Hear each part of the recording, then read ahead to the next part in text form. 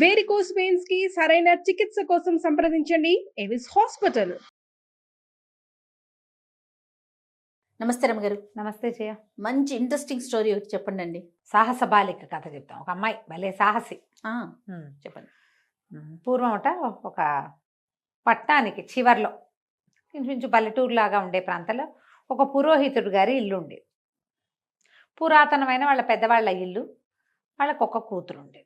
పిల్ల పేరు మాణిక్యం. ఒక 16-17 సంవత్సరాలది. పిల్లకి ఇంకా వివాహం కాల. అయితే ఆ ఊళ్ళో బాగా దొంగతనాలు అవి ఉన్నాయట. బందిపోట్లు, దోపిడీ దొంగలు ఇలా గొడవగా ఉంది. ఈ పురోహితుడు కొంచెం పర్వాలా కాస్త, అంటే మరి బాగా డబ్బులు ఉన్నవాళ్ళు కాదు, కానీ పైనుంచి అక్కడి నుంచి గోదానాలు, భూదానాలు, సవర్ణ దానాలు అవి పట్టేవాడే ఆయన.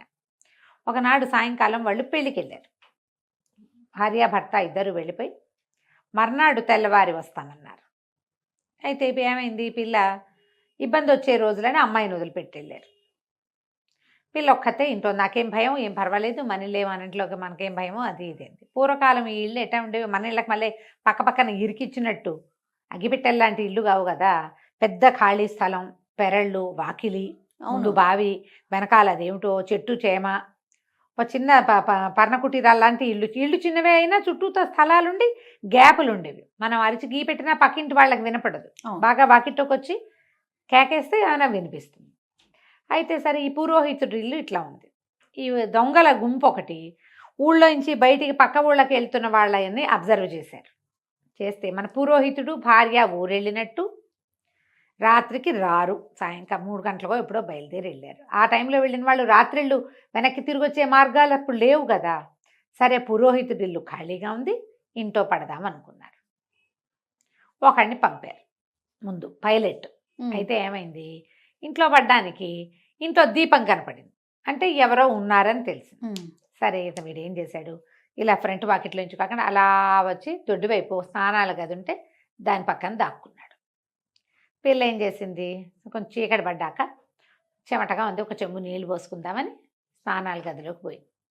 అది దగ్గరికి వెళ్తుంటే నీళ్ల కాగు ఒకటి ఉంది. పాతకాలపు కాగులు ఎంతతో ఇంత పెద్దవి గుండిగలు, దాని నిండా నీళ్ళు పోస్తారు, డ్రమ్ములాగా. దాని వెనకాల ఎవరో గొంతు కూర్చున్నట్టుగా కనపడింది దానికి. వాడు ఇట్లా కూర్చున్నాడు. ఎవరో ఉన్నారని అది ఏం చేసింది పిల్ల, ఇంకా నీళ్ళు పోసుకోకుండా టక్కిన లోపలికి వెళ్ళి తలుపేసేసుకుంది. మనకు మళ్ళీ బాత్రూమ్లు ఇళ్లలో ఉండవు, బయట ఉంటాయి కదా. సరే, ఇతను ఏం చేశాడు, ఓహో బాగానే ఉందని వాకిలి వైపుకి వెళ్ళాడు. కాసేపు 1 గంట గడిచాక అమ్మాయి అని కేకేశాడు. తండ్రులు ఆ రోజుల్లో ఆడపిల్లల్ని ఇంకేకలు పెట్టేవాళ్ళు, అమ్మాయి అనేవాళ్ళు. అమ్మాయి అనగానే ఆ నాన్న వచ్చావా అంది. అది నాన్న కాదని పిల్లకి తెలుసు. చూస్తోంది ఎప్పుడో మీద పడతాడు వీడు అని. కత్తి కటారు అన్నీ దగ్గర పెట్టుకుంది. అమ్మాయి అనేసరికల్లా తలుపు దీవే అన్నాడు. అనేసరి తలుపు అన్నాడు. నాన్న గొళ్ళెం బిగిసిపోయింది నాన్న, కుడివైపు కిటికీ ఉంది కదా, అందులో నుంచి లోపలికి వచ్చి ఆ గడలాగు నేను లాగినా రావడం లేదు అంది. తలుపుకి కుడివైపున ఒక కిటికీ ఉంది. ఆ కిటికీలోంచి ఇట్లా సగం జ్వరపడి ఆ గడిగి తీయచ్చు. పూర్తిగా రారు మనుషులు, కొంత వస్తారు, తల కూడా పట్టచ్చు అందులో. సరే, ఏమైంది, వీడేం చేశాడు, అలాగే బాగుద్ది, పిల్ల బాగా మంచి సిద్ధంగా ఉందని అట్నుంచి వెళ్ళి ఆ కిటికీలో నుంచి తలకాయ చాచి మెడిట సగం చాచి ఇట్లా పక్కకు తిప్పి చేయి పెట్టిపోయాడు. పెట్టంగానే ఆ పిల్ల ఏం చేసింది, పక్కన సిద్ధంగా ఉండి ఒక గొడ్డలు ఏదో పెట్టుకుంది, టాపామని ఒక పెట్టింది. పెట్టడం అంటే మెడతెక్కిపోయింది, చేతి మీద కుట్టేసింది. మరి దొంగ వాడు ఒకడే రాడు, ఎప్పుడు ఆ రోజుల్లో దొంగలు ఒకళ్ళే వచ్చేవాళ్ళు కాదు, గుంపు వచ్చి పడిపోతారు, తన్నెటాకు చంపేస్తారు, ఇల్లు లూటీ అయిపోతుంది. దాని బదులు వీడిని చంపడం బెటర్. అక్కడి నుంచి ఏం చేసింది, 4-5 గోతం సంచులు తీసుకొచ్చి ఆ తల చెయ్యి ఒక గోతంలో వేసింది. అటకని వీడికి తల ఇటు పడిపోయింది, మొండెం అటు పడిపోతుంది కదా. వాకిట్లోకి వెళ్ళి ఆ మొండాన్ని మట్టిలోకి దోసేసి టపా 4 ముక్కలు నరికేసి అన్నిటినీ తల ఒక సంచులు వేసి మూట కట్టి లోపల లాగేసింది. బ్రహ్మరాక్షసి అదే కదా, పురోహితుడు కూతురు అంత పని ఎట్లా చేసింది మరి, లేకపోతే వాళ్ళంతా పడిపోతారు, తన పరిస్థితి ఏమవుతుందో. అక్కడి నుంచి ఇంకో గంట పోయాక ఎవరో ఇట్లా తలుపు కొట్టారు కిటికీ దగ్గర. పని అయిందా అని అడిగారు. ఈ పిల్ల వెంటనే అర్థమైంది దానికి. అదేం చేసింది, ఒక తువ్వాల్ని, భుజం మీద ఉన్న తువ్వాల్ని తమ మూతి కట్టుకుంటే అయిపోయింది అని చెప్పింది. ఆడగొంతో మొగ్గొంతో తెలియలే. అయిపోయింది సరికల్లా, సరే ఒక్క మూట అందించు అన్నాడు బయటవాడు. అనగానే ఈ తునకాలు తరిగిందిగా, ఒక్క మూట అందించేసింది. వాళ్ళు పట్టుకుపోయారు. వాడు అన్నాడు, ఆ బయట ఉంచిన వాడు, ఇంకా ఎందుకు ఇక్కడ రారా అంటే, నేను వంటలు సవిరి చూస్తాను, మీరు వెళ్ళండి అని. అద్దువాలు అడ్డం పెట్టుకుని మామూలుగా ఓపెన్గా మాట్లాడాల అని మాట్లాడుతుంది. గుసగుసగా మాట్లాడేటప్పుడు ఆడగంతో మొగ్గంతో చీకట్లో తెలీదు. పైగా అదొక టెన్స్ వాతావరణం ఒకటి ఉంది కదా అక్కడ. వాళ్ళు కాస్త వెళ్ళిపోయారు, పిల్ల కాస్త లోపల దాకా గడియలు పెట్టుకుని ఉండిపోయింది. తెల్లారి 7 గంటల అయ్యేసరికల్లా నాన్న అమ్మ వచ్చేసారు. అదే తెల్లవారిపోయినాక దొంగలు మూటలు విప్పి చూసుకుంటే ఏముంది, తమ సహచరుడు అక్కడ ముక్కలు తెక్కలై పడున్నాడు. దాంట్లో ఆ ఇంట్లో ఉన్న సామాన్లు ఏవి రాలా బయటికి. ఇంకెలా వస్తాయి? అమ్మో అని ఆలోచించుకుని వీళ్ళు అటు ఇటు కనుక్కుని పురోహితుడి కూతురు ఇంట్లో ఉంది, ఆ పిల్లదే ఈ పని అని తేల్చుకున్నారు.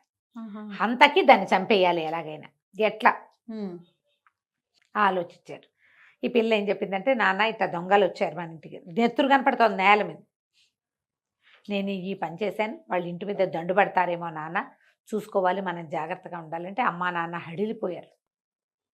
తమను ఏమైనా చేస్తారని కదా, కానీ పెళ్ళిడికి వచ్చిన పిల్లని ఏమైనా చేస్తారేమో. అదే సరే ఆలోచించారు. మధ్యాహ్నం అయ్యేసరికి ఈ దొంగలంతా ఏం చేశారు, చక్కగా పెళ్లి వారిలాగా తయారయ్యారు. వాళ్ళలో ఆ గుంపులో వాళ్ళు చాలామంది సమూహం ఉన్నారు, పెళ్ళాలు పిల్లలు జల్లలు ఉన్నారు. వాళ్ళకి ఒక పిచ్చి పుల్లయ్య ఒకడున్నాడు, వెర్రివాడు. కాస్త వాడికి పెళ్లి కొడుకుగా అలంకారం చేసి, ఒరే నీ పెళ్ళిరా అని చెప్పి వాడిని వెంటేసుకొచ్చారు. బ్రాహ్మలు చక్కగా శ్రోత్రియులుగా మంచి మంచి బట్టలు నగలు గుర్రాలు వేసుకుని వచ్చి పురోహితుడి గారి వాకిట్లో దిగారు. దిగి, నమస్కారం అండి, మీరు ఫలానా అయినా అదేనా అని కనుక్కొని, మీ ఇంట్లో ఒక పిల్ల ఉందిట, ఇదిగోండి మా పెళ్లి కొడుకు, మేము అత్యవసరంగా కాశీ బయలుదేరిపోతున్నాం, పిల్లవాడికి పెళ్లి చేశాకే మేము శ్రాద్ధాలు అవి పెట్టాలని భావించాము, మరి మీరు ఇప్పటికిప్పుడు ముహూర్తం నిశ్చయించి పిల్లనిచ్చి పెళ్లి చేశారంటే రూపాయి కట్నం వద్దు, పెళ్లి చేసి పంపిస్తే చాలు, మేము ఇట్టించిటే కాశీ వెళ్ళిపోతున్నాం. ఆ రోజుల్లో అట్లా చేసుకునేవాళ్ళు. అదేలేండి. నాన్నకి శ్రాద్ధం పెట్టాలి, అక్కడికి వెళ్ళాక పెళ్లి చేసుకుని పెళ్లి కూతురుని తీసుకెళ్తారు, కోడలే అగ్ని తీసుకురావాలి, అలాంటి నియమాలు ఉన్నాయి. అందుకని వీళ్ళేమనుకున్నారు, మనుషులు చూస్తే వెలగల వాళ్ళే ఉన్నారు, చక్కగా మంచి బట్టలు గుర్రాలు బ్యాగులు గిగ్గులు, పిల్లాడు ఒడ్డు పొడుగు బాగానే ఉన్నాడు, కాస్త అమాయకుడుగా ఉన్నాడు, చిన్నపిల్లాడు, పిల్లకి 17 ఏళ్ళు 16 ఏళ్ళు, ఆపేవాడికి 18 ఏళ్ళు ఉంటాయి. నాన్న వాళ్ళు గట్టిగా ఉన్నారు. సరే ఆలోచించుకుంటే ఈ పిల్ల ఏమంది రహస్యంగా నాన్నతో, నాన్న నిన్నటి దొంగలు కాబోలు నాన్న, వీళ్ళు దొంగ మొహాలు బట్టలేసుకొచ్చారు మంచివి అంది. కనిపెట్టేసింది. కనిపెడితే వాళ్ళ నాన్న, నీ మొహం ఇంత డబ్బు గల వాళ్ళలాగా ఇట్లా బ్రాహ్మణులే కనపడుతుంటే అట్లా అంటావేమిటి అని, వాళ్ళవన్నీ గోత్రాలు అవి వాళ్ళకి ఇంతకుముందు వాళ్ళలో కలిసిపోయిన ఒక బ్రాహ్మణ కుర్రాడి వల్ల గోత్రాలు ప్రవర్లు వ్యవహారాలు అన్నీ తెలుసు. వాళ్ళకి తెలియకపోవటం ఏం లేదు. అక్కడి నుంచి 6:20కి ముహూర్తం ఉందండి, బ్రహ్మాండమైన ముహూర్తం. వీళ్ళు మధ్యాహ్నం 2ంటికి వచ్చారు, సాయంకాలం ముహూర్తం ఉంది. ఏముంది, మన పురోహితుల ఇళ్ళల్లో గుమ్మడికాయలు ఉంటాయి, కొబ్బరికాయలు ఉంటాయి, పసుపు తాళ్ళకి వాడికి ఇబ్బంది ఏముంది. పైగా ఏమో సీతారామ కళ్యాణాలు అవి చేసే అలవాట్లు ఉంటాయి, ఇవి ఉంటాయి మంగళసూత్రాలు అవేను. తలంబ్రాలకి ఏం కరువు, మంత్రం చెప్పడానికి తండ్రి ఉండనే ఉన్నాడు. పట్టని 6:20కి పెళ్లి చేసేశారు. అయ్యయ్యో, పెళ్ళైపోగానే వీళ్ళు అన్నారు, ఏమండి మళ్ళీ వాళ్ళ శుక్రవారం పొద్దు, రేపైతేను రేపు శుక్రవారం వచ్చేస్తుంది, మాకు గురువారం తప్పులేదు, పిల్లని తీసుకెళ్ళిపోతాము, మళ్ళీ 5వ రోజున మీ ఇంటికి వస్తానులేండి అని చెప్పి వాళ్ళకి చెప్పారు. చెప్తే వాళ్ళు కూడా ఏమనుకున్నారు, అవును ఇప్పుడు ముహూర్తాలు ఇట్లా గబగబా చేశారు, వాళ్ళు ప్రయాణం ఒకటి ఉంది అని ఇట్లా ఆలోచించుకుని సరేనని పిల్లని సాగనంపేశారు. అప్పగింతలు కూడా జరిపేసేస్తే చీకటి రాత్రి అయ్యేసరికల్లా పిల్లని గుర్రం ఎక్కించుకుని తీసుకుపోయారు. అక్కడి నుంచి ఒక పాత పురాతనమైన ఒక బంగళాలో దించారు. నువ్వు పైకి వెళ్ళమ్మా అన్నారు. పిల్ల పైకి వెళ్ళిపోయింది. అక్కడి నుంచి సంతకిని చంపేద్దాం, ఇవాళ ఇప్పుడే చంపేసేద్దాం అంటే పిచ్చి పుల్లయ్య బోరమని ఏడ్చాడు. అప్పుడే చంపేస్తారా, ఇందాకేగా పెళ్ళైంది, కరువు తీరా పిల్ల అందంగా ఉంది, దాంతో కూడా మాట్లాడనివ్వలేదు, బాగా మాట్లాడుకుని కబుర్లు చెప్పుకోనివ్వండి, ఈ రాత్రి నాతో ఉండివ్వండి, రేపు పొద్దున్నే చంపుతురు కానీ అని చెప్పాడు. చెప్పేసరికి సరే వీళ్ళు ఏం చేశారు, ఈ మాణిక్యాన్ని పైకి పంపించి ఈ కుర్రాని పిచ్చి పుల్లని కూడా, సరే వెళ్ళరా నీ పెళ్ళంతో మాట్లాడుకుంటావో ఏం చేస్తావో ఏదో ఒకటి చెయ్యని పైకి పంపించారు. పంపిస్తే పిల్ల కనిపెట్టింది వీళ్ళందరికీ సామాన్లలో పదునైన వస్తువులు ఏవో ఉన్నట్టున్నాయి. తర్వాత ఈ మొగుడు అనే వాడు తింగరాడిలా ఉన్నాడు, మిగిలిన వాళ్ళంతా ఒక రకంగా వీడొకడు ఇంకో రకంగా ఉన్నాడు. ఏదో జరుగుతోందని ఊహించింది. ఆ బంగళా దాంట్లో ఉన్న సామాన్లు అవి చూస్తే అవి అన్ని సామాన్లన్నీ పురాతనమైనవి, కొన్ని చోట్ల మూటలు ఉంటున్నాయి, మూటలు ఎందుకు ఉంటాయి, ఏ కావిడి పెట్టెలో ఏవో ఉండి వాటిలలో సరుకులు ఉండాలి, మాదే ఇల్లు అంటున్నారు, వాళ్ళు ఎక్కడి నుంచో కొట్టుకొచ్చిన మూటలు కాబోలేవి. సరే పైకి వెళ్ళాక హే బాబోయ్ ఎంత చెమట పోస్తుందో అని చీరతో విసురుకోవటం మొదలుపెట్టింది. ఆ అబ్బాయి కూడా కాసేపు ఇట్ట విసిరాడు. విసిరితే ఈ అమ్మాయి ఏంది, కాసేపు చల్లగాలికి అలా తిరిగొద్దామా అంటే, అయ్యో బాబోయ్ ఇంకేమైనా ఉందా, తెల్లారితో నిన్ను చంపేయాలట, నువ్వేమైనా తిరిగావనుకో వాళ్ళందరూ ఒప్పుకోరన్నాడు. అనగానే దీనికి అర్థమైంది, ఓహో గ్యారంటీ ఇది అనేసరికి ఈ అమ్మాయింది, భలేవాడు నా బంగారు మొగుడు కాదు నువ్వు, నాకు గాలి కావాలి, అసలు ఊపిరి ఆడటం లేదు, పైగా ఇంత హడావిడి పెళ్ళి, ఎవరికి టెన్షన్గా ఉండదు, నాకు కూడా అట్టాగే టెన్షన్గా ఉంది. ఓ పని చెయ్యి, నేను ఉత్తరీయం నా నడుము కట్టు, నేను మేడం ఎంచి కిందకి దింపున్నాను, కింద తోటలో కాసేపటా తిరుగుతా, తర్వాత నువ్వు పైకి లాగేసి నేను పైకి వచ్చేస్తాను అనేసరికి ఇతను మరి పెళ్ళం ముచ్చటగా ఉంది వాడికి. సరేనని ఏం చేశాడు, ఆ కావడి పెట్టెల్లోంచి అది ఎక్కడున్న మూటల నుంచి చీర పుచ్చుకొచ్చాడు, దీన్ని అమ్మాయి నడువుకి ఓ తాడు కట్టాడు. తాడు కడితే ఆ పిల్లంది నువ్వు గట్టిగా పట్టుకో నేను అలాగా దిగుతానని ఆ మేడ మీద నుంచి కిందకి దిగేసింది పిల్ల. దిగేసింది, వీడికి చీర కొంత దూరం లాక్కుపోయింది, వీడి పిట్టగోడ దగ్గర నుంచున్నాడు. ఈ పిల్ల అటు ఇటు చూస్తే అక్కడ కొన్ని మేకలు పడుకుని ఉన్నాయి. చల్లగా తన నడువు తోడదీసి ఓ మేక నడువుకేసి కట్టేసేసి ఇంకా పరిగెత్తేసి. సరే కాసేపు అయిన తర్వాత ఆ మేక అటు ఇటు లాగటం మొదలుపెట్టింది. వీడు అనుకున్నాడు, ఓహో లాగుతోందంటే చాలు నన్ను పైకి లాగమంటోంది అనుకుని దాన్ని ఇట్లా లాగబోయాడు. లాగబోయేసరికల్లా కాసేపు ఊరుకుంది మేక, బాగా దగ్గరకు వచ్చేసరికి మ్యా నరిచింది. వీడు అడిలిపోయాడు, ఏమిటి మ్యా అంటోంది, మా పెళ్ళాం మేఘగా మారిపోయిందా? వాడికి అర్థం కాల, మొదట అర్థం కాల, అది మ్యా అని గిజగిజా గింజుకుంటుంటే వీడు బలకొద్ది అని లాగేశాడు. తీరా పైకి లాగితే ఏముంది, అందమైన అమ్మాయి నడువు కట్టి తాడు కాస్త మేక నడువు కట్టుది. వాడు లబో దిబో అని పెద్ద పెద్ద కేకలు పెట్టాడు. వాడు లాగిన లాగుడికి బెదిరిపోయి ఆ మేక మే మే మే మే మే అని కేకలు, అది అరుస్తాయి కదా మేకలు, బెదిరొచ్చిన కొద్దీ అరుపు ఎక్కువైపోతుంది. ఆ కింద పడుకున్న వాళ్ళు వీళ్ళు లేచి పరిగెత్తుకుంటూ వచ్చారు. దీపాలు పుచ్చుకుని వస్తే ఏముంది, అర్ధరాత్రి వేళ మేకను పుచ్చుకుని నా పెళ్ళ మేక అయిపోయిందో అని ఏడుస్తున్నాడు. ఒరే మేకెట్టా అయిపోయిందా, ఏం చేసావురా అంటే, గాలి కావాలంటే నడువుకు తాడుగట్టి దింపాను, కిందకి వెళ్ళాక మేక అయిపోయింది అన్నయ్య ఇది అన్నాడు. అనగానే ఓ నాయన చాలా తెలివిగలది పిల్ల, తప్పించేసుకుంది, పట్టండి వెతకండి అని దీపాలు పుచ్చుకుని దొంగలందరూ కత్తులు పుచ్చుకుని బయలుదేరారు. ఆ పిల్ల ఎక్కడ దొరికితే అక్కడ చంపేద్దామని.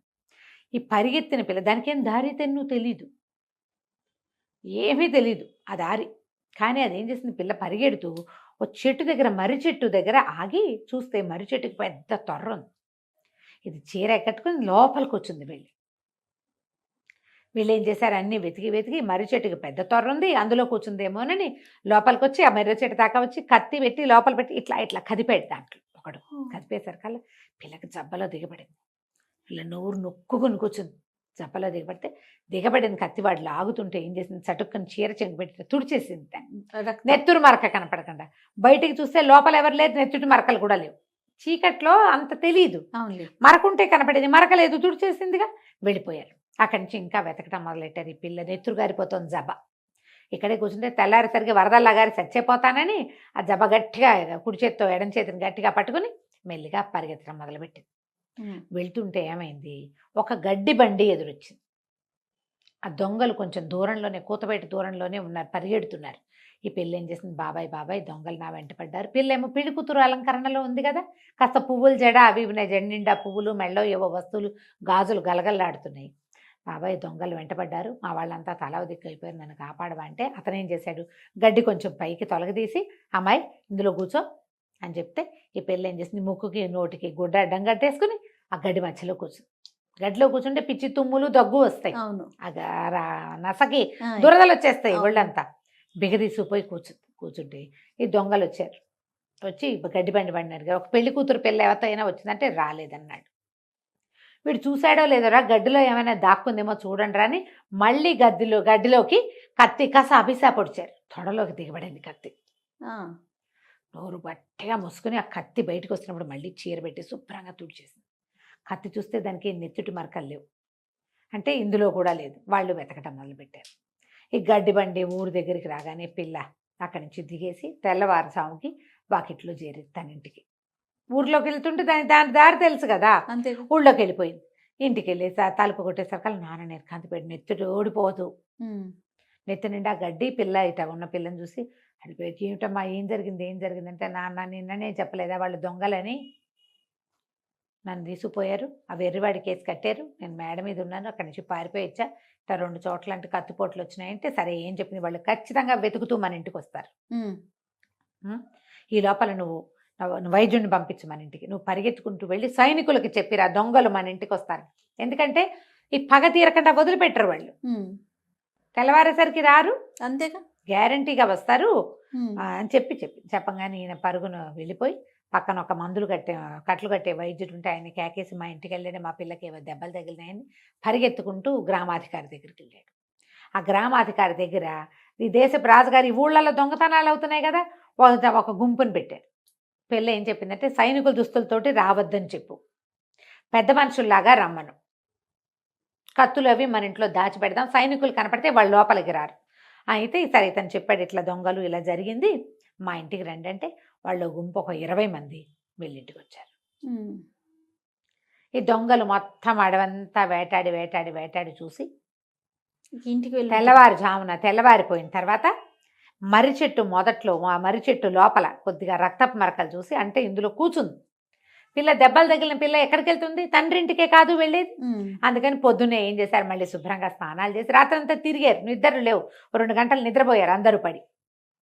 బాగా పొద్దు మీదకెక్కాక మధ్యాహ్నం అవుతుండగా చక్కటి బట్టలు అవి ధరించి పెళ్లి కొడుకుతో సహా వీళ్ళింటికి వచ్చారు. వీళ్ళింటికి వచ్చారు కల్లా వీళ్ళ వాకిట్లో చక్కగా కంబళ్ళు అవి పరిచుండి పెద్ద మనుషులు బోళ్ళంతమంది వాటి మీద కూర్చొని కబుర్లు చెప్పుకుంటున్నారు. అనుమానం హడిలిపోయారు, ఏమిటి ఇంతమంది ఉన్నారు, నేను ఎవరు లేరే వీళ్ళింటో అని చెప్పి సరే ఆయన్ని పిలిచారు. ఏమండి పురోహితుడు గారు, మీ అమ్మాయి కానీ వచ్చిందా అన్నారు. అమ్మాయి రావటం ఏమిటండి బలివారు, నిన్న మీరే కదా తీసుకెళ్లారు, అమ్మాయి ఏమి రాలేదండి అన్నాక వాళ్ళు అడిగారు దొంగలు, ఎవరు వీళ్ళంటే మీరు చుట్టాలండి, పిల్ల పెళ్ళి సడన్గా అయిపోయింది, రాత్రి నిన్న సాయంకాలమే కదా, చుట్టుపక్కల వాళ్ళంతా అటు ఇటు చెప్పి మా ఊళ్ళో ఉన్న దూరంగా ఉన్న చుట్టాలంతా పొద్దున్నే వచ్చారు, ఈ పూట విందు అది జరుగుతోంది, మీరు లేని లోటు కనపడుతోంది, మీరంతా వచ్చారు కదా, కాళ్ళు చేతులు కడుక్కోండి, మీరు కూడా భోజనాలు చేద్దరు కానీ రండి రండి అని ఒక్కడిని కూడా వదలకుండా అందరినీ మొగుడు పెళ్ళం బతిమలాడి ఇంట్లోకి తీసుకొచ్చి వాకిలి గేటేయించేశారు. లోపలికి వచ్చి వీళ్ళందరూ ఆశీనులు అవ్వగానే ఉన్న చుట్టాలకు చెప్పారు, వీళ్ళేనండి మా పిల్లని ఇచ్చిన పెళ్లివారు అని. వాళ్ళంతా లేచి నిలబడ్డారు, నమస్కారం అండి అని తలా మూల నుంచి కత్తులు తీసి పట్టేశారు. ఓకే, దొంగలు మొత్తం దొంగల ముఠా మొత్తాన్ని పట్టేసేసారు, ఆ పిచ్చివాడితో సహా. అంతకుముందు వాళ్ళు ఎక్కడెక్కడ ఏమేమి దాచిపెట్టారో మొత్తం కనుక్కున్నారు. ఆ ఇంట్లో ఎన్నో మూటలు ఉన్నాయి. ఈ పిల్లకి అత్యంత సాహసికురాలైన అమ్మాయిగా బిరుదిచ్చి 2 అగ్రహారాలు ఇచ్చి ఆ దొంగల సొమ్ములో కొంత వాటా అంతకుముందు ప్రకటించాడు రాజుగారు, ఆ వాటా కూడా ఇచ్చి తర్వాత ఈ దీన్ని పెళ్లిగా తీసుకోవడానికి వీల్లేదు, తూతూ మంత్రం, మీ దారిని మీరు వివాహం చేసుకోండి అని చెప్పారు.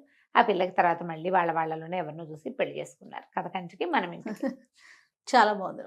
నమస్తే. నమస్తే.